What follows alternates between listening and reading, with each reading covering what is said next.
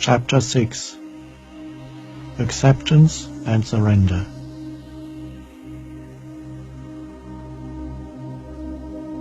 Whenever you're able, have a look inside yourself to see whether you're unconsciously creating conflict between the inner and the outer, between your external circumstances at that moment, where you are, who you're with, or what you're doing, and your thoughts and feelings.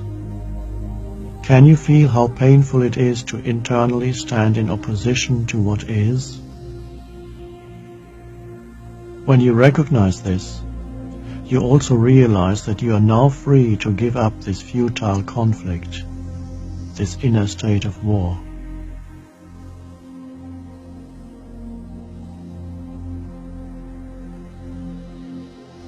How often each day, if you were to verbalize your inner reality at that moment, would you have to say, "I don't want to be where I am"? What does it feel like when you don't want to be where you are? The traffic jam, your place of work, the airport lounge, the people you're with. It is true, of course, that some places are good places to walk out of, and sometimes that may well be the most appropriate thing for you to do. In many other cases, however, walking out is not an option. In all those cases, the "I don't want to be here" is not only useless but also dysfunctional. It makes you and others unhappy. It has been said, wherever you go, there you are. In other words, you are here, always. Is it so hard to accept that?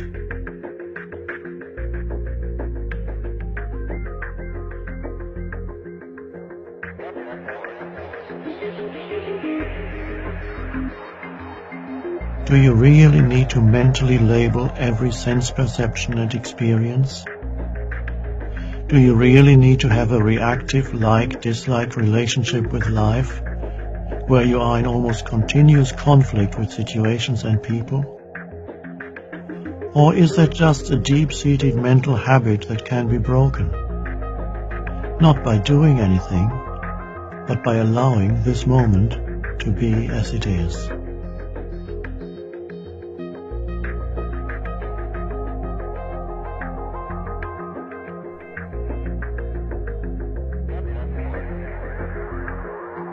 The habitual and reactive "no" strengthens the ego. "Yes" weakens it. Your form identity, the ego, cannot survive surrender.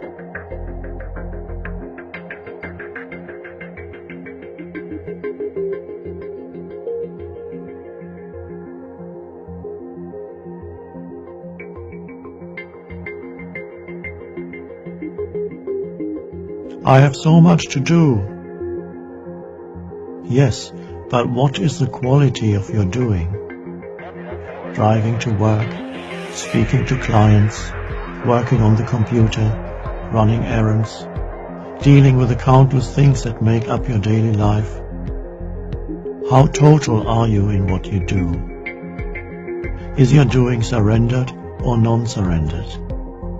This is what determines your success in life, not how much effort you make. Effort implies stress and strain, needing to reach a certain point in the future or accomplish a certain result. Can you detect even the slightest element within yourself of not wanting to be doing what you are doing? That is a denial of life, and so a truly successful outcome is not possible. If you can detect this within yourself, can you also drop it and be total in what you do?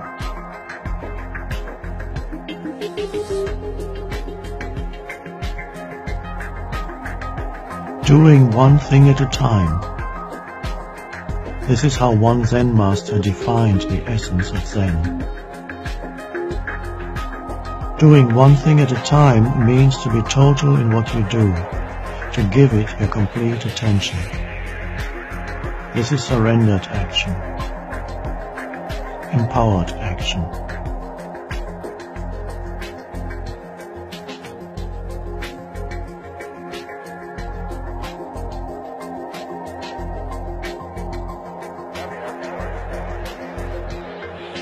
Your acceptance of what is takes you to a deeper level, where your inner state as well as your sense of self no longer depend on the mind's judgment of good or bad.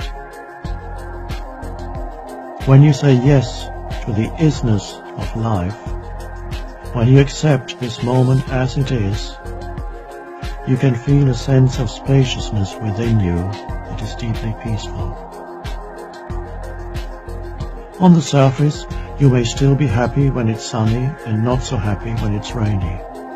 You may be happy at winning $1 million and unhappy at losing all your possessions.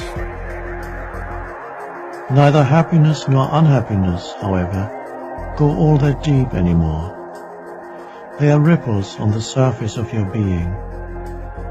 The background peace within you remains undisturbed, regardless of the nature of the outside condition. The yes to what is reveals a dimension of depth within you that is dependent neither on external conditions nor on the internal conditions of constantly fluctuating thoughts and emotions.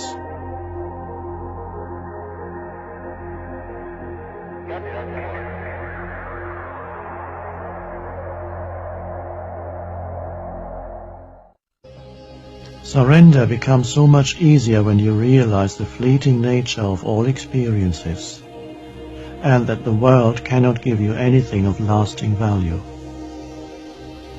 You then continue to meet people, to be involved in experiences and activities, but without the wants and fears of the egoic self. That is to say, you no longer demand that a situation, person, place or event should satisfy you or make you happy. Its passing and imperfect nature is allowed to be.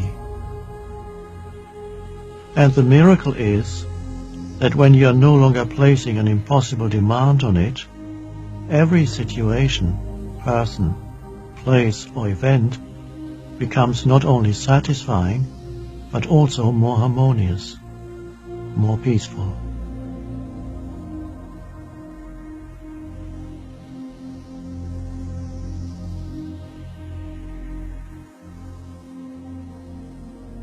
When you completely accept this moment, when you no longer argue with what is, the compulsion to think lessens and is replaced by an alert stillness.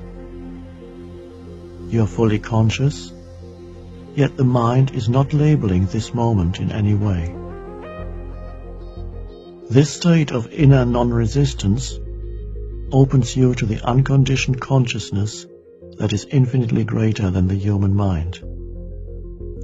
This vast intelligence can then express itself through you and assist you, both from within and from without.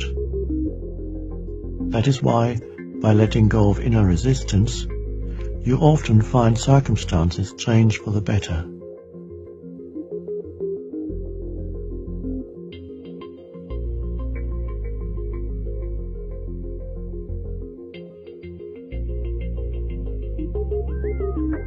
Am I saying, enjoy this moment, be happy?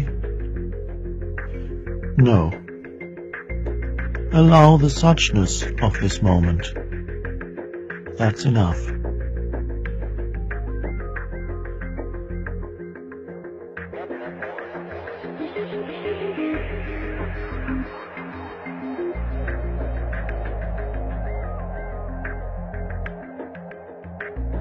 Surrender is surrender to this moment, not to a story through which you interpret this moment and then try to resign yourself to. For instance, you may have a disability and can't walk anymore. The condition is as it is. Is your mind now creating a story that says, "This is what my life has come to. I've ended up in a wheelchair. Life has treated me harshly and unfairly. I don't deserve this." Can you accept the isness of this moment and not confuse it with a story the mind has created around it?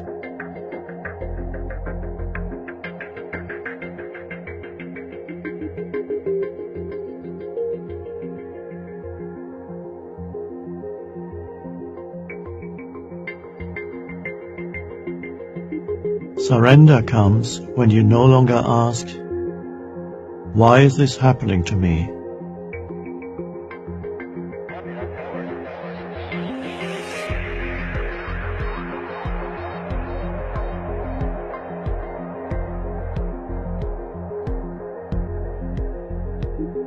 Even within the seemingly most unacceptable and painful situation is concealed a deeper good, and within every disaster is contained the seed of grace. Throughout history, there have been women and men who, in the face of great loss, illness, imprisonment, or impending death, accepted the seemingly unacceptable, and thus found the peace that passeth all understanding. Acceptance of the unacceptable is the greatest source of grace in this world.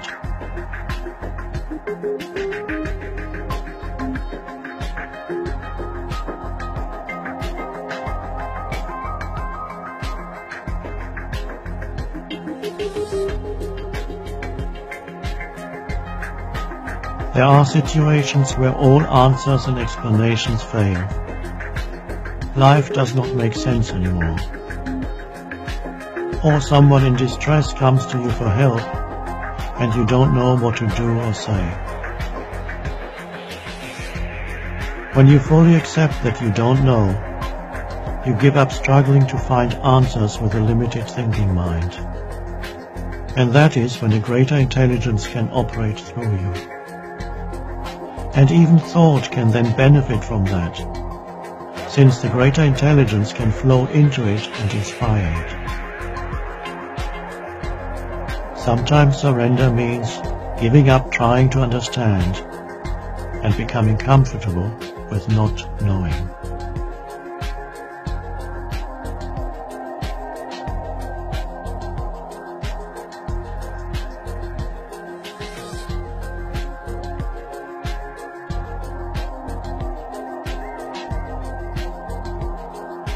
Do you know of someone whose main function in life seems to be to make themselves and others miserable, to spread unhappiness? Forgive them, for they too are part of the awakening of humanity.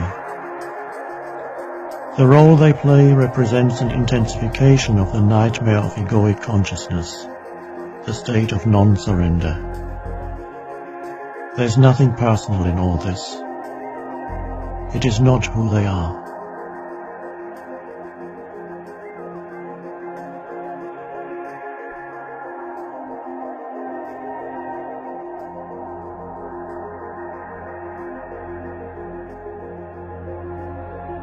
Surrender, one could say, is the inner transition from resistance to acceptance, from no to yes.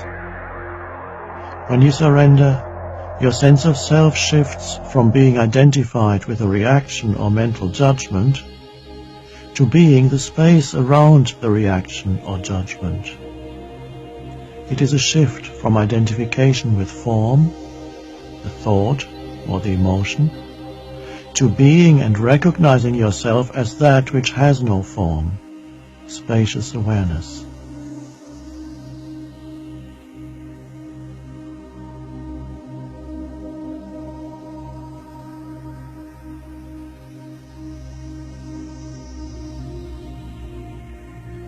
Whatever you accept completely will take you to peace, including the acceptance that you cannot accept, that you are in resistance.